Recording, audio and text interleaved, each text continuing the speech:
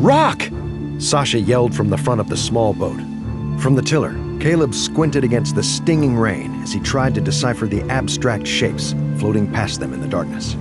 A sudden flash of lightning revealed a huge stone column jutting out of the rough sea directly ahead.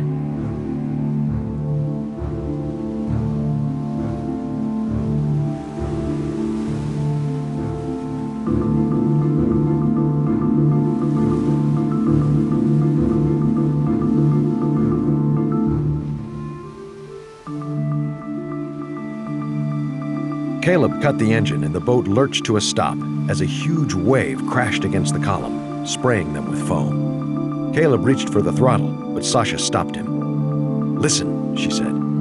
It took a moment for Caleb to realize what she was hearing, the distinct sound of waves crashing against rocks. It was coming from all around them.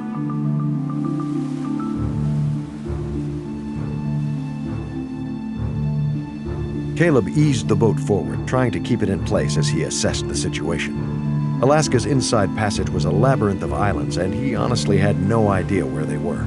A quick decision could make the situation even worse. His efforts were interrupted by a soft thud as the boat struck a boulder beneath the waterline, and the motors screamed in protest as the propeller lodged against it.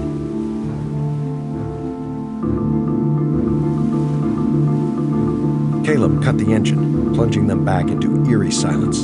The boat bobbed awkwardly as the stern remained hung up on the rocks. Caleb tried to find out what they were caught on, but couldn't see anything in the swirling black water. A large swell washed under them, lifting the boat as it passed. It wasn't enough to dislodge them, but the boat came down hard with a hollow crunch that surely cracked the fiberglass hull. Another flash of lightning revealed an approaching wave at least twice as large and cresting just off their bow.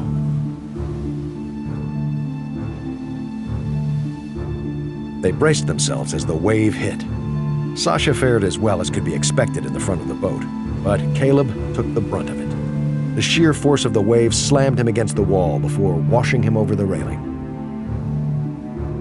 Any pain that Caleb felt paled in comparison to the sudden immersion in icy water. By Alaskan standards, 57 degrees was actually quite warm, but still enough to send an unaccustomed body into shock. Caleb's head rang as he came up, gasping for air. He had just enough mental faculty left to see that the wave had carried him 20 yards from the boat, which was now bobbing freely but half submerged. The rocky shore was at least 5 times further, but it was in the direction of the current. Caleb forced his trembling limbs in the direction of the boat, but after several strokes, he could tell that he was drifting even further away. Another wave loomed up, probably no bigger than the last, but from so low in the water, it may as well have been Mount Everest. The wave slammed him back underwater, and everything went black. Back in the boat, Sasha managed to regain her balance on the slippery deck, which was now half submerged as the boat sank. She tied off a line and threw it in Caleb's direction, but it wasn't nearly long enough, and Sasha could see that Caleb wasn't moving. Without hesitation, Sasha dove into the water. It was just as cold, but the adrenaline and the conscious decision to jump in helped soften the effects that Caleb had experienced.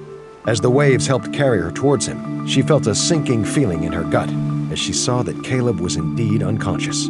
She grabbed him by the life jacket and held on for dear life as a wave came down on top of them.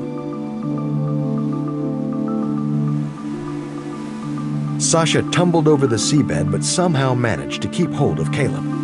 When she came up, it was shallow enough to stand, and she realized that they were on a sandbar, 50 yards from the rocky shoreline. There was no way to get there through the gauntlet of waves, and even if she could, the rocks offered no protection from the onslaught of the surf. She dragged Caleb to the closest sea stack, and with her last ounce of strength, hoisted him up to a ledge on the leeward side of the rock. Caleb's skin was cold, but she could feel a pulse and shallow breathing. Sasha pulled her jacket over them both and tried to find a comfortable spot on the sharp rocks. Exhaustion took hold, and she drifted into a restless sleep.